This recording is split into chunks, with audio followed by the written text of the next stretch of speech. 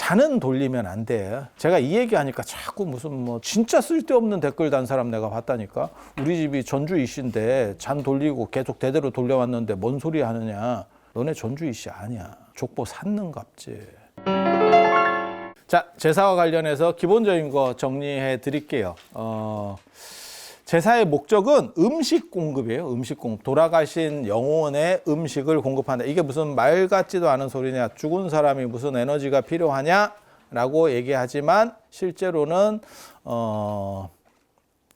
어떻게 보면 기론 같은 이론론 배경의 동아시아의 특수 문화입니다. 이거는 그래서 인도에서 유럽까지의 사람들은 죽으면 논리적 층위가 달라진다라고 생각을 해요. 산 세계하고. 그렇기 때문에 그것은 단절된 거예요. 단절된 거. 그래서 뭐 음식 공급이나 이런 게 필요가 없어. 그건 영적인 존재이기 때문에. 그런데 동아시아에서는 이론론이에요. 그러니까 귀신이라고 하는 것도 어떤 에너지예요. 에너지. 조밀한 에너지냐 성근 에너지냐의 차이인 거야. 구름과 물의 차이라고 보시면 돼. 그래서 귀신은 약간 구름같이 된 거예요. 그리고 삿된 거, 기운 이런 것도 다 비슷한 계열이에요. 그러니까 이론론이라고 하는 것은 하나의 원칙으로 가는 거예요. 하나의 원칙으로. 그래서 돌아가신 뒤에 이 세계에서 같이 사는 거예요. 눈에 보이지 않을 뿐이지 우리 세계에서 같이 살아. 그게 이제 신주에 사는 거죠. 그래서 사당, 제실 뭐 이렇게 되는 거고, 그리고 그분이 흩어지기 전까지는 돌아가셨지만 완전히 흐트러지는 시간이 있어. 시신을 생각해 보세요. 시신도 돌아가셨지만 매장해 놓으면 이게 흩어지는 시간이 있을 거 아니에요. 그게 이제 매장하는 조건에 따라서 기간이 달라지겠지. 어떤 거는 빨리 썩는 조건도 있을 거고 어떤 거는 좀 오래 가는 조건도 있어요. 그런 기간 동안 유지된다라고 보시면 돼요. 영혼도. 그래서 영혼에도 어느 정도 물질을 공급한다. 그리고 동아시아 귀신론의 가장 큰 특징은 영혼을 만들어 버리는 거예요. 영혼이 부모하고 부모의 정혈, 그리고 땅, 그 다음에 우주, 별자리 같은 기운들에서 그 만들어지는 겁니다. 생산되는 겁니다. 옳으냐 그르냐를 따지는 게 아니야. 그들은 그렇게 생각했다요. 그들은 그렇게 생각했다. 그래서 그렇게 만들어지고 어느 순간이 되면 죽고 난 뒤에는 일정 기간 조금 유지되다가 마치 시신이 분해되는 것처럼 영혼도 어느 정도 기간이 유지되다가 사라지는 겁니다. 흩어지는 겁니다. 이런 거는 주자어류 귀신편이나 이런 데 보면 다 자세하게 잘 나와 있어요. 이런 거 설명을 길게 하면 되게 복잡해요. 근데 그 설명들은 전에 제가 제사 영상 찍을 때도 다 어느 정도 이상 해놔서 그걸 얘기하려는 건 아니고, 그렇게 돌아가시고 영혼이 아직까지는 다 흐트러지지 않은 상황 동안 제사를 공급하는 거고, 그 기간을 보통 4대 봉사 정도로 하고 그 뒤로는 하지 않죠. 만약에 영혼이 계속 상속한다면, 영혼이 불멸한다면 그러면 제사를 영원히 지내야 돼요. 근데 흩어진다고 생각하기 때문에 어느 정도 하고 끊어내는 거죠. 그래서 제사는 음식 공급이 목적이다. 추모의 의례가 아니에요. 추모의 의례, 그러니까는 돌아가신 분을 상기하고 마치 우리가 현충일에 묵념하듯이 하는 거는 불교식입니다. 그건 불교식입니다. 그래서 불교에서는 사실은 음식을 안 올려도 돼요. 단 음식을 올리는 구조가 된 거는 동아시아의 제사 문화들이 있었기 때문에 음식을 올리면서 하는 거예요. 그래서 뭐 49제나 천도제에서 핵심은 부처님의 경전을 읽어드리고 그 돌아가신 분이 각성해서 천도되는 구조예요. 다른 좋은 세계로 넘어가는 구조예요. 유교에서 제사는 돌아가셔서 다 흩어지기 전까지 에너지를 공급해 주는 게 목적입니다. 그리고 제사 날짜와 시간과 관련해서는 11시, 그러니까 자시에 시작을 하는 거예요. 자시. 그리고 그게 이승만 대통령 때 통금이 생기면서 앞으로 점점 당겨졌고 원래는 자시가 시간이 바뀌는 기준인데 밤 11시가 날짜가 바뀌는 기준인데 지금은 12시에 날짜를 바꾸는 바람에 전날 11시에 지내던 거를 조금씩 앞으로 당기다가 보니까 전날 제사가 돼버린 거고, 전날 제사는 헛제사 불가능한 겁니다. 그러니까 내가 전날 계속 제사를 지냈어, 그런 집이 있으면 제사를 그만해도 됩니다. 어차피 계속 안 지내고 있었습니다. 헛짓한 겁니다. 정확하게 말하면. 이런 얘기하면 뭐 땡겨 먹는 거 가능한 거 아닙니까? 가능합니다. 동아시아 문화에서 늦춰 먹는 건 없어도 땡겨 먹는 거, 생일이나 뭐 가능합니다. 그거는 그분과 의사소통이 이루어져야 됩니다. 그러니까 내가 우리 부모님 생일을 땡기려고 해. 그러면 그 어른하고 얘기를 해야죠. 지금 뭐 원래는 평일인데 지금 자녀들이 모이기 힘드니까 주말에 좀 땡기시면 어떻겠습니까? 가능해. 오케이. 돌아가신 분하고 이게 되냐는 거죠. 추모의례면 관계가 없어요. 추모의례는 추모만 하면 돼. 굳이 돌아가신 날 안 해도 돼. 그래서 설이나 추석 같은 차례는 추모의례예요. 불교식 의례예요. 불교식 의례인지 안 그러면 유교식 의례인지를 알고 싶으면 술을 쓰느냐 차를 쓰느냐를 보면 돼. 차례는 차를 쓰는 거예요. 그래서 조상에 대해서 그냥 추모만 하고 묵념하는 거기 때문에 그게 없어요. 날짜를 뭐 맞춰야 되고 자시고 할 필요가 없어. 아무 때나 추모해도 돼. 그리고 음식을 크게 진설할 필요도 없어요, 사실. 현충일 날 뭘 우리가 순국선열에 대해서 묵념, 거기에 뭐 음식 놓고 묵념할 필요는 없잖아요. 그거 관계 없어요. 큰 문제는 없어요. 단지 그냥 어른을 생각하는 거죠. 생각하는 거예요. 날짜를 정해서. 중요한 날. 그러니까 시작점, 1월 1일이라는 시작점, 그 다음에 뭐 8월 15일은 어떻게 보면 추수감사절 같은 때 어른들을 생각하면서 우리 뿌리를 한번 생각해 보자라는 정도의 추모를 해요. 그래서 달의 차례가 되는 거고, 제사는 생일입니다. 돌아가신 분의 생일. 그래서 그 날짜에 맞추는 거고, 그걸 땡길 수 있습니까? 그분하고 연락을 할 수가 없기 때문에 그게 좀 어려운 거예요. 살아계신 분이면 뭐 서로 오케이 하면 되고, 그러니까 추모의례면 땡겨도 돼. 하지만 이 제사라고 하는 거는 생일상을 차려드리는 거라고 보시면 돼요. 그래서 살아난 사람은 생일, 돌아가신 분은 기일. 그리고 그거는 당일이에요. 그리고 자시부터 시작하니까 23시지, 23시. 그때 시작인데 또 이제 문제가 생긴 게 이제 우리는 지금 현재 동경시를 쓰기 때문에 동경이 우리보다 조금 더 동쪽에 있거든요. 우리나라보다. 그렇다 보니까 동경시를 쓰면 30분 우리는 더 뒤가 돼. 그러니까 11시면 실제로는 11시 반이야. 11시 반이야. 그러니까 이런 거를 싹 없애고 싶으면 제일 좋은 건 뭐냐면 그냥 12시에 지내면 돼요. 그러면 그날 12시, 그날 신새벽 12시, 날짜 바뀌자마자 지내면 돼. 그러면 아무 안 헷갈려. 이해가 되십니까? 그렇게 해서 제사 시간은 원래 원칙은 만약에 내가 12일에 죽었어, 내가. 그러면 12일 밤 12시에 지내면 돼요. 그게 기본 원칙이에요. 안 그러면 11시에 지내면 동경시는 11시인데 우리는 11시 반이어야 11시예요. 옛날 시간으로는. 그래서 이게 헷갈려요. 그리고 자꾸 날짜 경계선이 11시에서 12시로 바뀐 바람에 자꾸 이게 헷갈리니까 그래서 전날이에요. 뭐 어쩌고 쓸데없는 소리들을 하는데 그거 다 필요 없는 얘기예요. 다 필요 없는 얘기. 100% 이거는 맞는 얘기입니다. 왜냐하면 충문 나오지만 나중에 충문 얘기도 해드릴 건데 거기 휘일부림 돌아가신 날이 다시 왔습니다라고 얘기를 해. 그리고 우리 늘상 어렸을 때 쓸 때도 너 오늘 제삿날 된다라고 하는 게 오늘 죽는다는 뜻이에요. 오늘 죽어서 오늘 제삿날이 되는 거지 너 어제 제삿날 된다 이렇게 협박하지는 않거든. 그래서 그게 기본룰이에요. 기본룰. 헷갈릴 거 아무것도 없어. 그래서 그냥 12시에 지내면 가장 FM이다 라고 생각하시면 되고, 근데 12시에 누가 제사를 지내? 그러면 지금 12시에 자느냐? 안 자지. 텔레비나 유튜브 보고 있는 거지. 그렇지만 제사는 안 지내지. 그러니까 그냥 그날 저녁 때쯤, 그러니까 12일 제가 죽었으면 12일 저녁쯤에 가족들이 모여서 제사를 지내면 돼요. 그리고 거기서 핵심은 음식 공급이에요. 그리고 이런 거는 상대에 대한 예예요. 그러니까 추모예는 내가 정할 수 있어요. 내가 부모님 생각을 해. 그러면 그건 내가 정할 수 있어. 하지만 생일상을 차려드려 내가 혼자 정할 수 없어요. 그래서 원칙이라는 게 있는 거예요. 원칙이라는 게. 충문 자체에 그렇게 돼. 지금 뭐 충문을 안 하니까 그러는데 예전에는 뭐 유세차 해가지고 모년 모월 모일 뭐 이렇게 해서 날짜 얘기하고 그 휘일부림이 돌아가신 날이 다시 왔습니다라고 하면서 아예 그 대목이 박혀 있어요. 또 이제 잔은 돌리면 안 돼요. 제가 이 얘기하니까 자꾸 무슨 뭐 진짜 쓸데없는 댓글 단 사람 내가 봤다니까. 우리 집이 전주 이씨인데 잔 돌리고 계속 대대로 돌려왔는데 뭔 소리 하느냐. 너네 전주 이씨 아니야. 족보 샀는갑지. 잔이 여러분이 생각하는 동그란 잔이 아니에요. 제실이나 이런 데서 정상적으로 쓰는 잔은 자기라고 해서 배처럼 이렇게 길쭉한 잔이 있어. 다리가 3개 달렸고, 여러분이 생각하는 것처럼 그 스탱으로 아니면 녹그릇으로 돼가지고 잔은 동그랗고 밑에 이렇게 잔대가 있어. 그것도 동그랗잖아.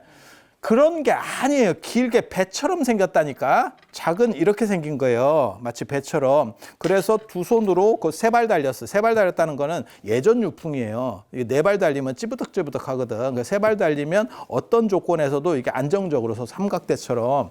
그래서 그 작으로 두 손으로 이렇게 받치게 돼 있단 말이에요. 그러면 그걸 어디서 보면 됩니까? 종묘제례 같은데 영상에 다 있어요. 유튜브나 이런 데 찾아보면 종묘제례에서도 이렇게 올리게 돼 있지.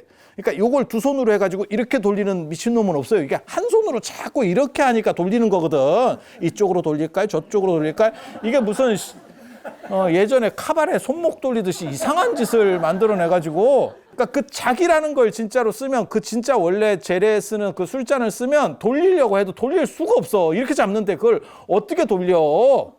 그리고 향로는, 정상적 향로는 단 위에 있어요. 밑에 있는 게 아니고. 그래서 향로에 돌린다는 것 자체가 불가능해. 그거 종묘제례 영상만 봐도 다 나온다니까.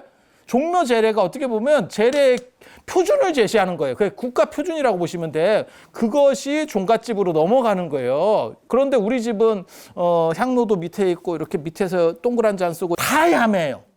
그래서 뭐 우리 집이 대대로 전주이 씨였는데, 전주이 씨 종가인 종묘에서 그렇게 안 해. 뭔 말 같지도 않은 소리야. 불가능한 얘기입니다. 그래서 여러분이 제대로 된 제기 자체를 보신 적이 없어서 그래요. 그게 다 옛날 거고, 그러면 종묘만 그렇게 쓰는 거 아닙니까? 그 제기를 지금도 팔아. 원래 그렇게 하는 거예요. 그 술잔을 쓰도록 되어 있는 거라니까. 그래서 술잔을 이렇게 두 손으로 이렇게 잡고 이렇게 하면 그 위에다가 이렇게 올려놔. 이렇게 돌려서.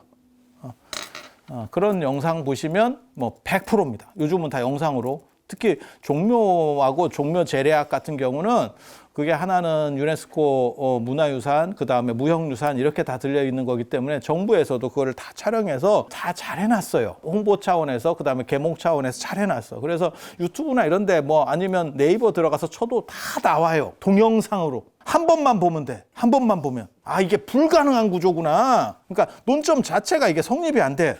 전날 제사 지내는 거, 제가 방금 말씀드렸지만 충문에 휘일부림이라고 아예 박혀 있어. 그날이라고 박혀 있어. 그런데 우리는 맨날 전날 지냈어요. 너네 집 충문하는 사람 하나도 없었던 거야. 충문할 수 있는 사람도 없었던 거야. 그리고 우리 집은 잔을 계속 돌렸어요. 진짜 잔 한 번도 안 써본 거야. 야, 이거 너무 슬픈 거야. 너무 슬픈 거. 그리고 외국 가서 제사 지내도 됩니까? 가능합니다. 그거 관계없습니다. 청혼이라고 불러오는 거예요. 혼을 부르는 거예요. 그러니까 이사 가서도 제사를 지낼 수 있는 거예요. 그러니까 제사 장소는 바뀌어도 큰 문제가 없어요. 그분은 주소가 따로 없다니까. 단 기운이 있는 사람이 이렇게 땡기면 그 기운이 제주입니다. 제주는 적장자입니다. 원래는 적장자. 적장자라는 건 뭐냐면, 장자는 제일 나이 많은 아들, 그 다음에 적자라고 하는 건 뭐냐면 원래는 본처 자식, 지차 자식이 더 나이가 많은데요. 그거 인정 안 해주지. 그러니까 옛날 얘기하는 거야. 옛날 얘기. 그거 네가 어떻게 하느냐? 광해군 사건 보시면 알죠.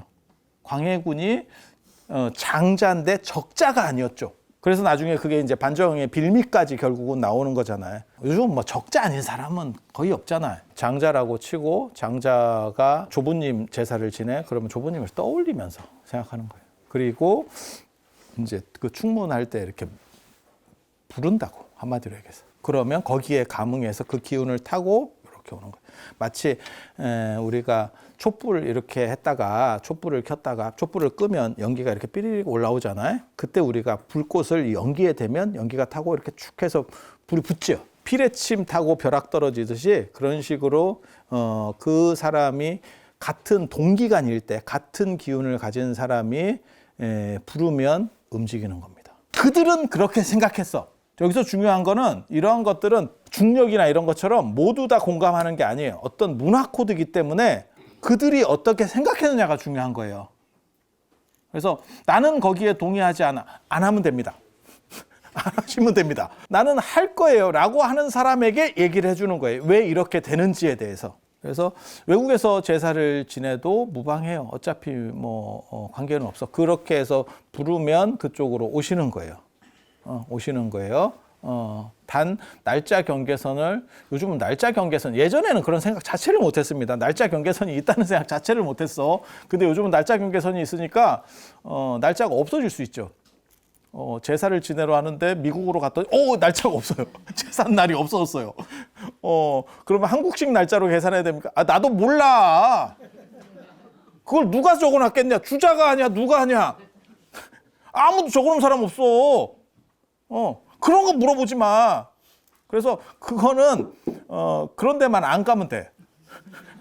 너무 멀리 가지 말고 그냥 그리고 간소하게 해도 큰 문제는 없어요. 간소하게 해도. 그런데 음식은 필수예요. 제사에서 음식은 필수예요. 불교 의례에서 음식은 필수가 아닙니다. 그건 추모례이기 때문에.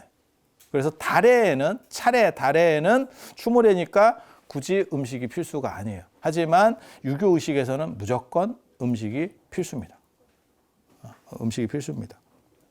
그리고 제주가 참석해야 돼요. 이게 조금 피곤한 얘기기는 한데 제주가 참석해야 돼요. 제주라고 하는 건 누구냐면 적장자입니다. 그러니까 큰형이 바빠서 못 왔는데요. 좀 성립이 잘 안 됩니다. 원래는 그리고 옛날에는 이런 개념 자체가 없어요. 바빠서 참석 못해. 조선시대 때 제가 제주인데요. 오늘 내가 바빠서 미팅이 있잖아. 그러면 이제 호로 그 당시 문제가 심각해지는 거죠. 그래서 그런 개념 자체가 없어요. 그건 무조건 1순위로 날짜 다 빼놓는 거죠. 옛날 얘기 하는 거야, 옛날 얘기. 그러면 지금은 어떻게 하느냐? 제가 그냥 생각한 걸로는 바빠서 참석을 못 하실 수도 있잖아. 상황들이 있잖아. 그러면 나는 근데 제사를 꼭 지내고 싶어요. 그러면 영상통화라도 해야 안 되겠나. 그냥 이건 내 생각이에요. 내 생각. 그렇게 해서라도 좀 성의를 보이면 뭐 괜찮지 않겠나라는 생각을 해봅니다. 하고 싶은 분은. 저는 꼭 뭐 하라는 뜻은 아니에요. 저는 제사에 대해 상당히 유연해요. 유교도 아니고 나는 유교를 배운 사람이지만 내가 유교도 아니고 불교의 추모례는 쉽게 말해서 추모만 하면 되니까 이거는 훨씬 더 유연성이 있거든요. 근데 유교는 원칙이 이렇다더라라는 정도를 말씀드리는 거예요. 그리고 음보까지 해야 제사입니다. 음식까지 드셔야. 중간에 끝나고 가는 사람도 있고 어떤 경우는 기독교인인데 제사에는 참석하는데 제수는 안 먹어. 그런 경우도 있거든요. 제사 참석 안 한 거하고 마찬가지라고 보시면 됩니다. 음복이라고 하는 게 뭐냐면 음식을 물려 먹으면서, 그러니까 예전에는 다 독상 문화거든요. 겸상하는 건 쌍놈입니다. 원래는. 그래서 식불언, 뭐 밥 먹을 때 말하지 마라 이런 얘기 있는데 말할 일이 없습니다. 혼자 독상 먹는데 말하면 이게 제정신 아닌 거죠.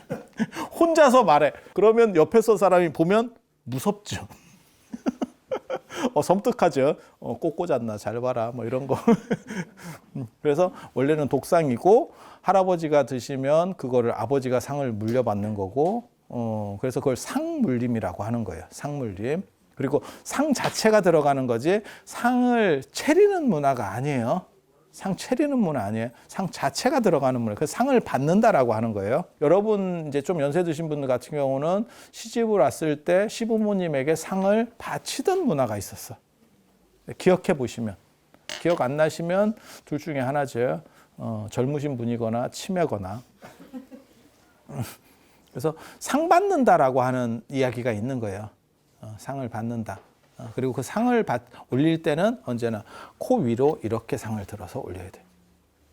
그리고 그런 문화가 지금도 사찰에 남아 있어요. 그래서 부처님께 그 맞이 올리는 거는 이렇게 해서 코 위로 올리고, 코하고 입을 약간 부정하다고 생각하는 거야. 이게 튀기도 하고 이제 냄새도 이렇게 콧김이 빠지면서, 그러니까 좀 낮은 거를 어른한테 드릴 수는 없다. 이런 문화가 예전에 있었던 거예요. 그리고 상물림이라고 하는 건 뭐냐면 지금도 불교에 남아 있어요. 그래서 부처님께 올린 거를 신중단으로 이렇게 퇴공하고, 그래서 저 같은 경우는 신중단에 특별히 음식을 쌓지 마라라는 얘기를 해요.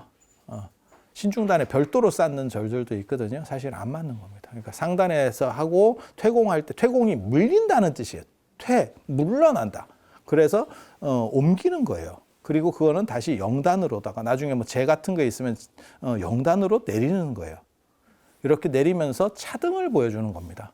그리고 예전에는 잘 사는 집 같은 경우는 할아버지가 드시고 그걸 어느 정도 남기면 자식이 먹고 손자가 먹고 이렇게 내려가는 거예요. 제가 전에 그런 얘기 해드렸었는데, 예전에 어른들이 내 손자가 너무 이쁘면 할아버지가 굴비 같은 거 올라오면 앞면만 드셨어. 일부러 드시고 싶어도. 그러면 그게 자식에게 내려가면서 뒤로 이제 주는 거예요. 근데 이제 그게 손자용인데 아들이 먹으면 이제 나중에 한 소리 들어. 아, 그런 거 모르셔요?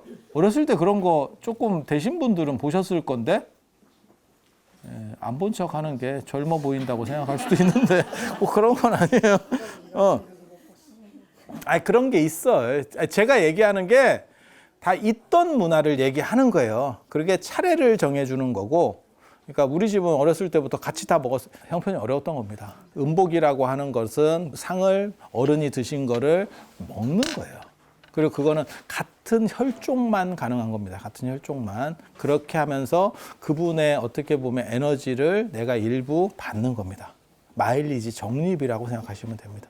그리고 이것과 똑같은 방식이 동아시아에서 불교 안으로 들어와서 부처님한테 맞이 공양을 올리고, 예전에는 점심을 제공할 때는 그 맞이를 풀어버려요. 밥에다가 이렇게 다 흩어버려. 그래서 여기 있는 소속된 사람들이 조금이라도 돌아가서 먹을 수 있게, 그렇게 하는 게 음식을 공유하는 문화. 그러니까 그걸 통해서 복을 받는다라고 생각하는 거예요. 그리고 또 한 가지는 뭐냐, 이제 불교 같은 경우는 축원하면서 그게 마일리지 적립입니다. 그래서 저 같은 경우는 축원할 때 진짜 또박또박 읽으려고 하거든요. 그게 어떻게 보면 제일 중요한 거예요. 마일리지 적립이라고 하는 게 제일 중요한 거예요. 그리고 그거는 하나의 공동체, 유교에서는 집안 혈연 공동체가 되는 거고. 그래서 제사에서 두 가지가 있어요. 음복하는 거하고 그 마일리지. 근데 마일리지 적립이라고 하는 건, 정신적 마일리지 적립이라는 건 눈에 잘 안 보이는 거기 때문에 음복으로 같이 연결된다라고 생각을 해요. 그래서 음복까지, 제사 음식까지 다 드셔야 제사가 완료되는 거예요. 그리고 화장하면, 제가 제사 안 지내도 된다 이런 얘기 하는데, 화장하면 기운이 단절돼서 혈통의 유지라고 하는 개념이 사라진다라고 봐요. 혈통을 중시하는 집단이 있고, 그 다음에 정을 중시하는 집단이 있어요. 그게 이제 유목문화 같은 경우는 몽고나 이런 데 과객콘이라고 하는 게 있어요. 과객콘. 지나가는 과객인데, 그 과객이 지나가는 사람이라는 뜻이에요. 행인이 왔을 때 자기 부인을 이렇게 해서 부인하고 하루를 자게 해주는 게 과객콘이라고 하는 거예요. 에스키모나 이런 쪽에도 있었어요. 그게 대부분 폐쇄적인 곳에 있어요. 동아시아는, 우리나라 같은 경우는 이게 굉장히 재밌는 게, 제가 그런 얘기 하거든요. 동아시아가 르네상스 되고 산업혁명 이게 시작되기 전까지는 동아시아가 괜찮았어요. 유럽보다. 그런데 그게 이제 급속히 무너지게 되거든요. 그래서 우리가 동아시아가 다 어떻게 보면 두드려 맞은 거지. 완전히 패배했지. 그런 쪽까지 떨어지게 되는데, 유럽에 떨어지게 되는데, 동아시아가 괜찮았던 이유를 저는 뭘로 꼽냐면 유교의 혼혈주의로 꼽습니다. 유교의 혼혈주의가 뭐냐면 부인은 다른 성씨를 데리고 온다. 동성동본 금지죠, 우리는. 그래서 무조건 다른 사람을 데리고 오죠. 그 사람은 굉장히 그래서 힘들었던 거예요. 전부 같은 성씨에다가 나만 다른 성씨가 들어오니까 너무 힘든 거죠, 이 배타적 사회에서. 그런데 그렇게 피가 섞이니까 인간은 순종이 좋은 게 아니고 잡종이 좋은 겁니다. 잡종일수록 좋은 거예요. 지능이 높아져. 순종은 개나 말이 좋은 거예요. 그래서 계속 자기네들끼리 이렇게 종례혼을 하면 사람이 점점 이상해져. 그게 이제 가장 대표적인 게 합스부르크왕가. 나중에 이제 주걱턱에다가 자식 생산이 안 돼요. 유럽이나 이런 데 가보시면 합스부르크왕가 뭐 얘기 많이 듣잖아요. 엄청난 어떻게 보면 가문이죠. 그런데 자식이 없어서 끝난 거예요. 여자가 지천인데 왜 자식이 없음? 나중에는 그것도 안 된대. 그러니까 유전적으로 이제 떨어져가지고 동아시아가 이렇게 번성할 수 있었던 거는 다른 피를 계속 수혈받은 거죠. 같은 혈족이 아니고 다른 성씨들을 들여오니까, 그러니까 절반은 계속 다른 피가 들어오는 거죠. 그리고 다른 피가 들어오니까 뭘 강조하냐면 부계씨족제. 그러니까 성씨를 가지고 아버지 혈통을 따르는 거죠.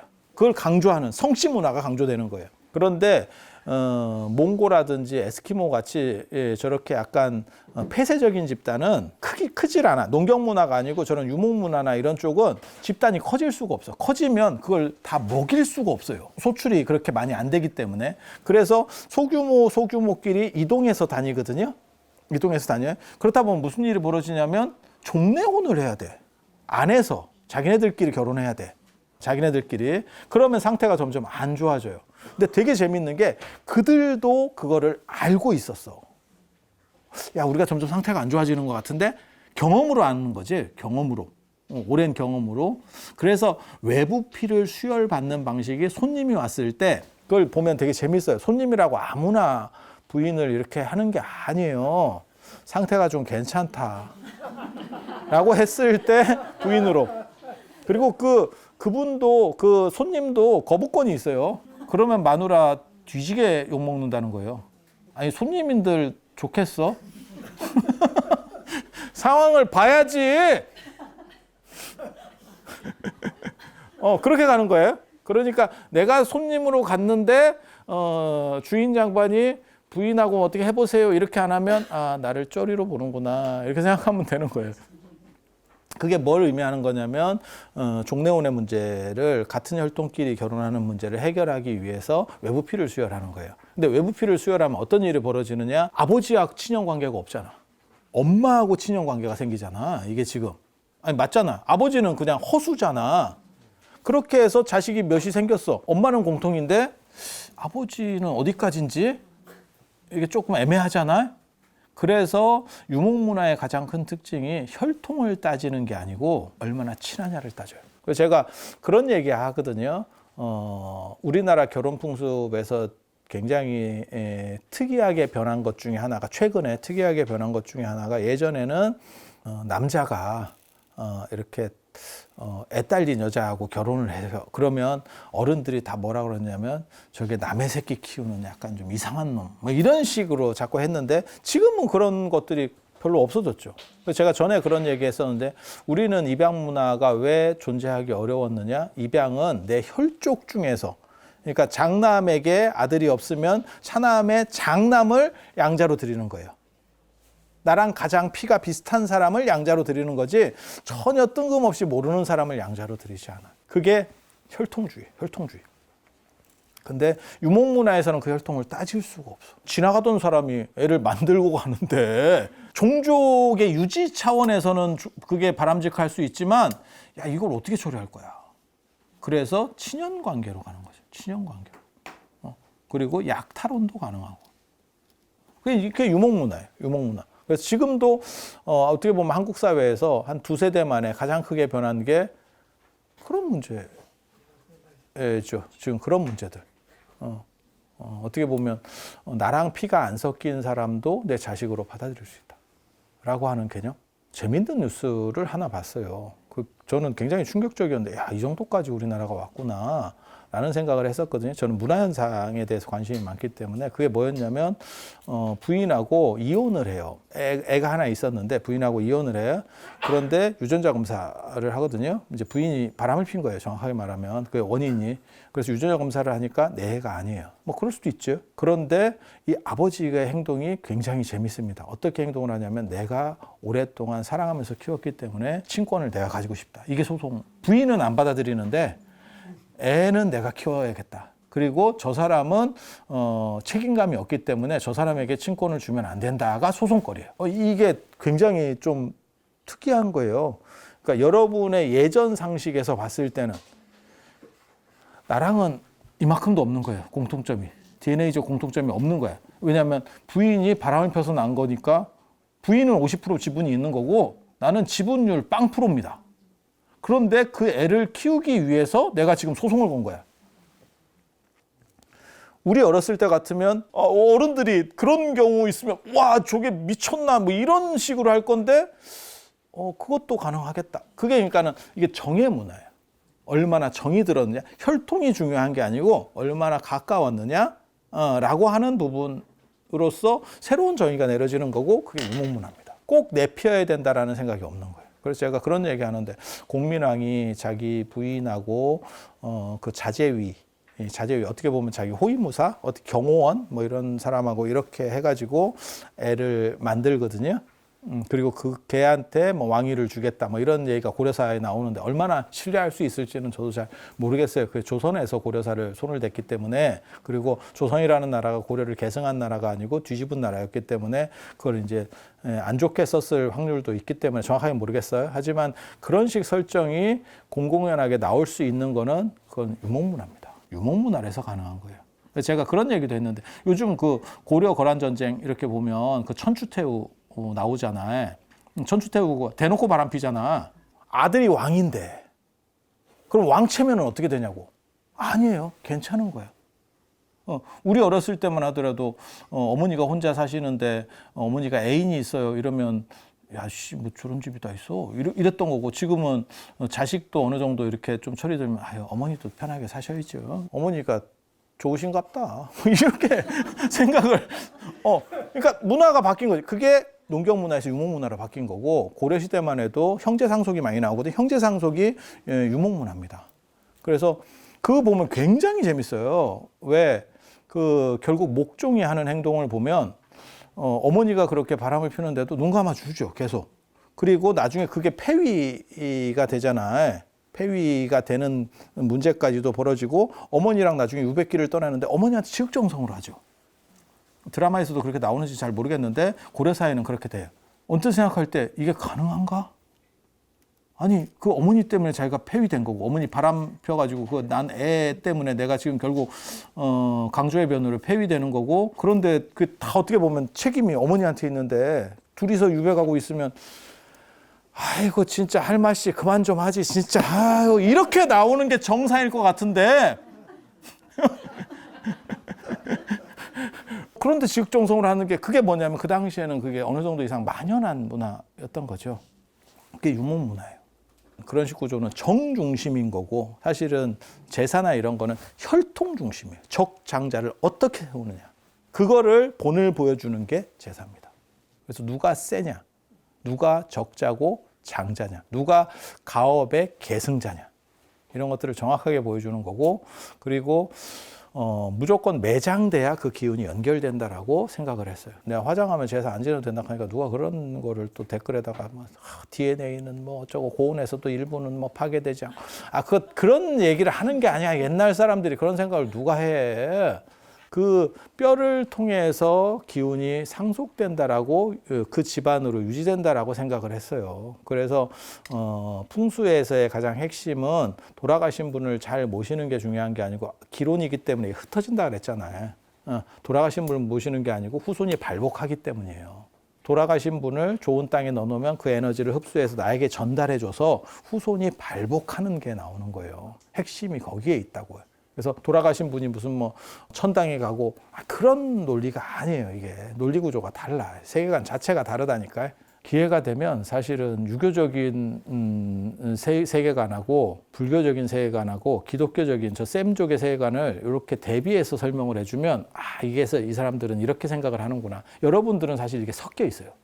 혼재되어 있어서 어떤 때는 이 카드 쓰고 어떤 때는 저 카드 쓰고 막 이러거든요. 근데 이제 우리가 좀 배운 사람한테 이렇게 쭉 꾸준히 들으면 이건 이래서 이렇고 견적이 나옵니다. 그리고 저거는 양보할 수 있는 선이고 양보할 수 없는 선이다라는 게 정확하게 구분이 돼요. 그래서 제가 그런 얘기 하는데, 조선시대 때 동아시아에서 고중세 때 불교가 한 1000년 정도 거의 유교를 누르면서 완전히 판을 장악한 거예요. 우리식으로 말하면 신라, 통일신라, 고려, 그거 다 불교판이잖아요. 예, 유교보다 훨씬 강력했죠. 그렇게 됐는데도 불구하고 조선시대 때 유교가 득세를 하니까 화장 문화는 없죠. 유교에서 화장은 없죠. 왜 그들은 그것을 포기하지 않았을까?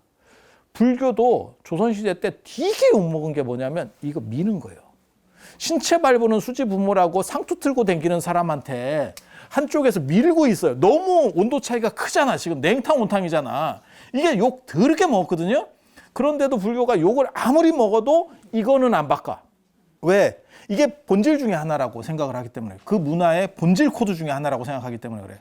근데 유교도 불교식으로 한 1000년이 흘렀으면 그게 많이 섞여 들어가고 수용할 수 있는 부분들은 수용이 됐겠죠. 그 가장 대표적인 게 향이에요. 향은 인도 문화, 이집트에서 출발해서 인도로 넘어오고 불교 타고 동아시아로 넘어온 인도 문화예요. 그러니까 불교 문화라고. 그런데 그런 건 다 수용이 됐는데도 불구하고 화장은 수용을 안 하잖아. 왜 그들은 안 했겠나를 한번 생각해 봐요. 화장을 하면 절단난다고 생각. 그건 양보할 수 있는 카드가 아니었던 거예요. 그러니까 협상 대상이 있는 거고, 이거는 죽었다 깨나도 협상 대상이 아닌 게 있는 거예요. 이거를 이해를 하셔야 돼요. 길게 설명하면 너무 길기 때문에 사실은 짧게 이 정도만. 그래서 원칙적으로 말씀드리면 제사의 목적은 음식 공급이라는 거, 그 다음에 제사를 FM으로 지내고 싶으면 돌아가신 12시 땡 하면 지내라. 그러니까 새로 날짜가 딱 바뀌어가지고 땡 하면 지내라. 0시에 지내라. 그리고 저녁 때쯤 지낼 거면 돌아가신 날 저녁에 지내라. 잔은 돌리면 절대 안 된다. 쓸데없이 뭐 향에 뭐 씻는다는 둥 말 같지도 않은 소리. 향로는 위에 있다. 그리고 잔은 배형이기 때문에 돌릴 수 있는 구조 자체가 안 나온다. 진짜 잔은. 그리고 그 잔을 작이라 그래요. 작. 그리고 모든 제사의 표준 기준은, 조선이 인정하는 기준은 종묘제례에 있다. 거기서 약간을 생략할 수는 있지만 거기서 크게 벗어나면 안 된다. 라는 정도 생각하시면 되고, 외국에서도 제사 지내는 건 문제가 없다. 그리고 기본적인 거는 제주가 참석해야 된다. 그리고 음보까지 끝나야 제사다. 그리고 차례, 명절 차례는 추모례고 그것은 훨씬 더 자유도가 높다. 마치 현충일날 묵념 드리는 것과 같다. 그것을 꼭 뭐 10시에 전 국민이 묵념을 해야 됩니까? 아니, 그냥 순국선열을 위해서 한 번 정도 이렇게 생각을 하고, 그거를 이제 어떻게 보면 우리의 근본인 우리 조상들을 한 번씩 생각하는 그런 정도라고 보시면 돼요. 그래서 제사가 아니기 때문에 낮에 한다. 차례는 해 뜨고 한다. 원래 제사는 밤에 한다. 그래서 차례는 훨씬 자유도가 높으니까 나는 안 하고 싶다? 괜찮아요. 그리고 나는 놀러 가야 되는데 그래도 조금 그러니까 한 번 정도 어른을 생각해 봤으면, 놀러 가면서 비행기 안에서 생각하셔도 무방합니다. 거기서 기내식 펴놓고 우리 어른 기내식이라도 한번 이렇게 같이 드시면 좋을 것 같은데 괜찮습니다. 왜냐하면 그거는 그 어른이 살아계신다고 생각하고 하는 게 아니고 내가 추모하는 거기 때문에, 내가 그리워하고 내가 생각하는 거고, 제사는 생일상이기 때문에 내 뜻대로 할 수가 없어요. 내 뜻대로 하면 안 돼. 그거는 어른한테 맞추는 거예요. 그래서 종묘제례는 날고기가 올라간다. 왜? 화식 전에 사람들도 있다는 거예요. 불 전 사람도 거기 있을 수 있기 때문에 날고기를 올려요. 육회 올린다 이 뜻이 아니에요. 날고기를 올려요. 그래서 제수용품 할 때 그런 거 있어요. 뭐 파인애플 올려도 됩니까? 뭐 망고 올려도 됩니까? 그 어른이 드시고 싶은 거를 올려드리는 거예요. 원래는 그 어른에게 맞춰서, 나한테 맞추는 게 아니고, 내 편의적으로 움직이는 게 아니고, 그거는 어른한테 맞춘다. 추모례는, 추석이나 설 이런 차례의 추모례는 나한테 맞춰도 된다. 그건 추모니까. 그리고 제사 날짜를 바꿀 수 있느냐? 제사 날짜는 원칙적으로 못 바꿉니다. 양력으로 해도 됩니까? 누가 물어보던데, 돌아가신 분이 양력으로 계속 내가 생일도 차리고 다 했었으면 그래도 무방할 겁니다. 저도 정확하게는 모릅니다. 그런 데 대한 기준은 없습니다. 정확하게 말하면.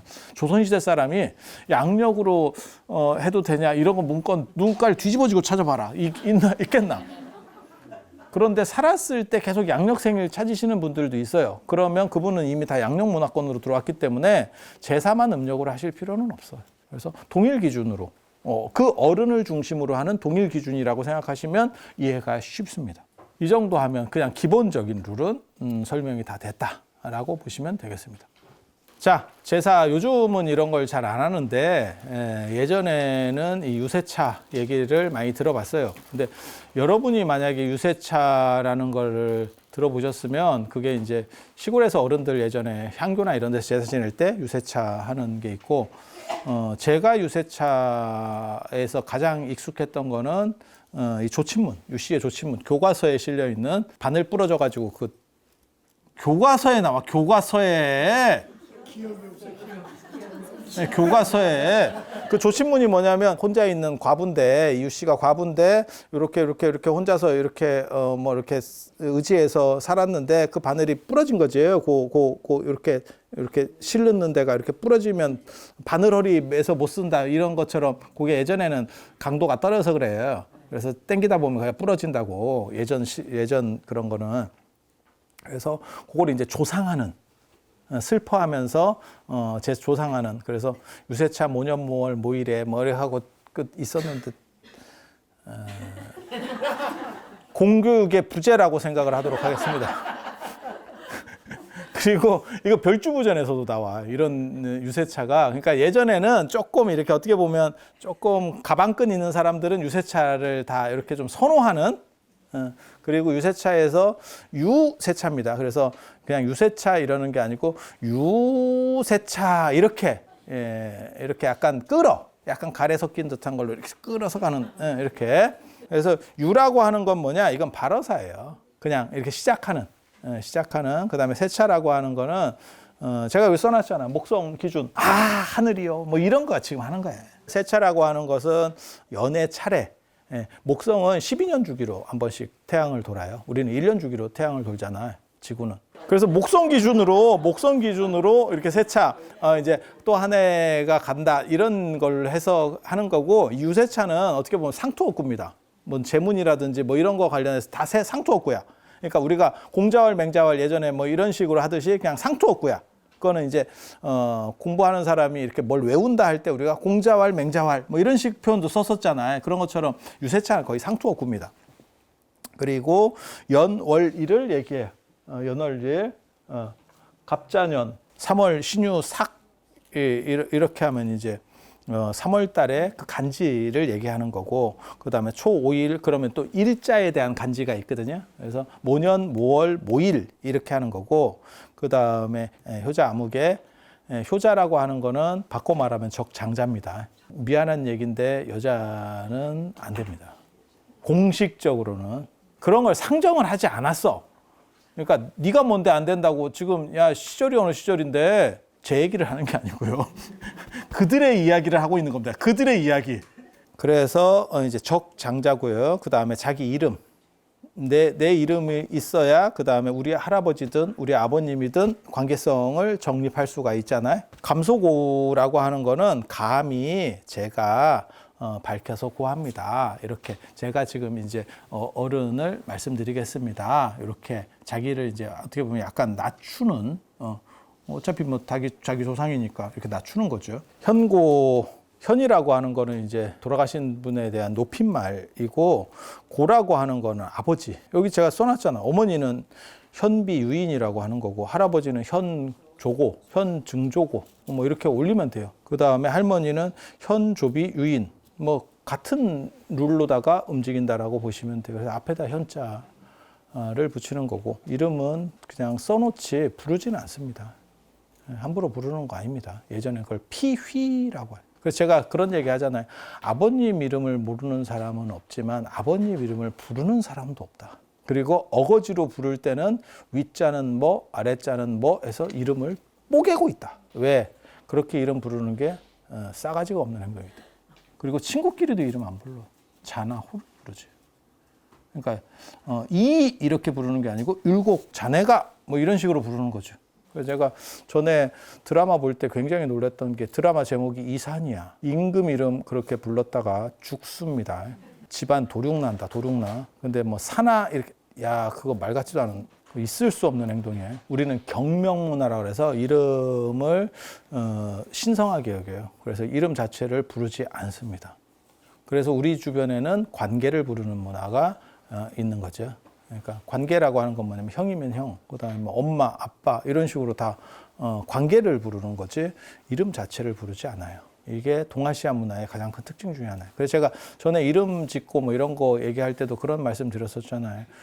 유럽 사람들 이름 지을 때 날로 먹고, 우리는 다 윗사람들 이름 중에서 한 글자라도 발음만 비슷해도 다 씌어야 돼. 윗사람의 이름을 범했다 그래서 다 씌어야 돼. 한 글자만 그래도. 유럽이나 미국 같은 경우는 뭐 알렉산더 하면 알렉산더 2세. 스님 이름 하나만 줘주세요. 3세. 또 오면 4세. 야, 날로 먹어. 그냥 넘버링만 하면 돼. 아, 딸이 아버님 이름이 뭔가요? 알렉산더. 이씨. 야, 이거 뭐 날로.